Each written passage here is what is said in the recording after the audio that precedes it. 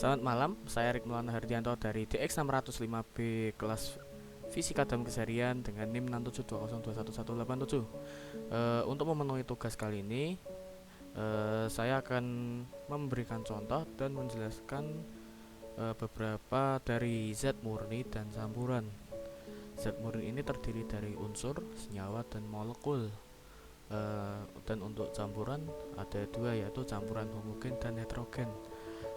Untuk penjelasan lebih lanjut, saya akan berikan dari video berikut ini. Baik, kali ini saya akan mencontohkan dari eh, bahan-bahan rumahan saya yang termasuk dari zat murni dan campuran. Dan zat murni ini dibagi menjadi tiga, yaitu ada unsur, ada senyawa, dan molekul. Molekul itu juga nanti dibagi lagi menjadi dua, yaitu molekul unsur dan senyawa. Dan untuk campuran ada dibagi dua, yaitu campuran homogen dan heterogen. Yang pertama saya jelaskan dulu. Unsur adalah suatu atom, zat atau atom yang paling sederhana sehingga tidak dapat dibagi-bagi lagi. Kemudian untuk senyawa adalah suatu zat kimia yang terdiri dari dua unsur atau lebih yang berbeda. Kemudian molekul itu tadi ada dua, yaitu molekul unsur dan senyawa. Molekul unsur adalah suatu gabungan unsur yang bersifat sama atau bersama jenis, ya seperti contohnya adalah O2, N2, dan sebagainya. Sedangkan untuk molekul senyawa itu adalah gabungan dari dua senyawa atau lebih.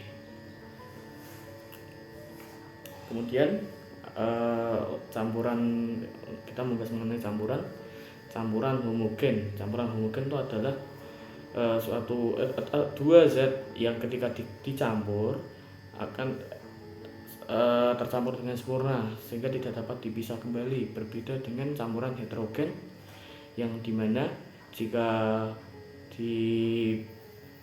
dicampurkan maka masih bisa dipisah atau bisa terlihat keduanya terpisah dari mata, seperti itu. Kemudian saya contohkan yang pertama dari zat murni. Di sini zat murni saya memiliki emas. Ini ya, emas ini adalah merupakan satu unsur yang di rumus kimia bernamanya AU atau arum emas. Kemudian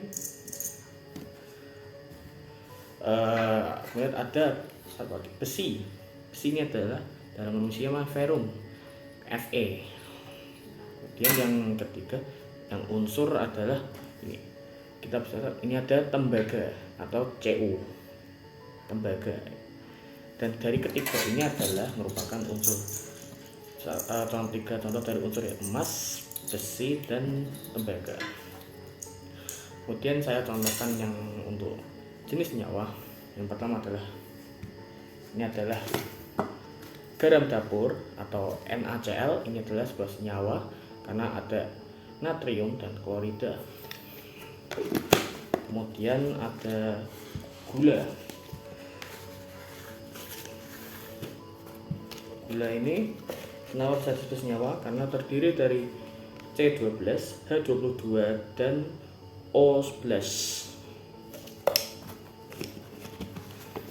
Kemudian yang satu lagi yang paling sederhana adalah H2O, air, yang terdiri dari H2 dan O. Kemudian untuk zat murni yang terakhir yaitu molekul.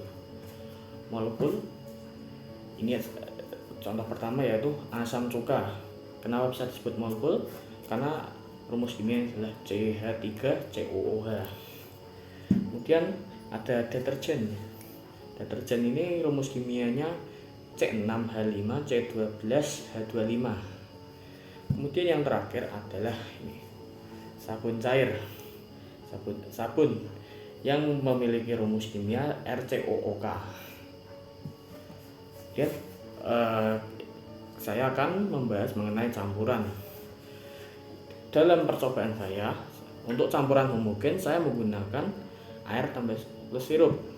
Kenapa saya menggunakan air asam dan sirup? Karena jika keduanya kita gabungkan, maka nantinya kedua zat itu akan terlihat tercampur dengan sempurna atau tidak bisa dipisahkan lagi. Kita contohkan saat ini juga. Oke. Ini minyak. Ini kita masukkan air. Oke. Kemudian kita campurkan dengan sirup.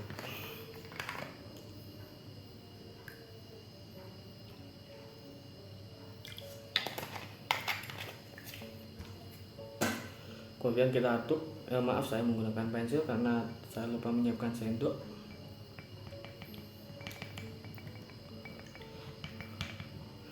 Bisa kita lihat ini campuran ini, kita tidak bisa melihat bahwa mereka tidak terpisah sama sekali dan tercampur dengan sempurna. Maka hal ini disebut campuran homogen. Kemudian untuk campuran heterogen, saya menggunakan segelas minyak dan air. Secara teori, air dan minyak tidak akan bisa dipisahkan karena air termasuk zat yang memiliki molekul polar, yang dimana polar itu memiliki muatan positif dan negatif, yang dimana mereka akan saling menarik. Sedangkan minyak adalah molekul non polar, yang dimana berarti mereka tidak memiliki muatan, mereka tidak akan saling menarik dan hanya saling menempel. Makanya mereka akan terpisah dengan sendirinya. Baik, saya langsung contohkan. Ini minyak, ini saya kasih air.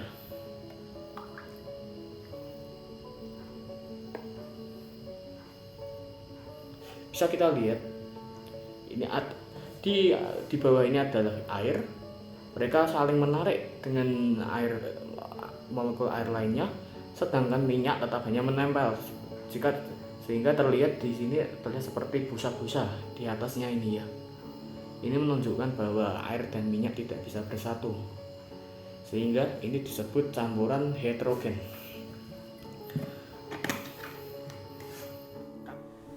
Baik, sekian dari penjelasan dan contoh yang saya berikan pada tugas kali ini. Jika ada kesalahan, mohon dimaklumi. Selamat malam.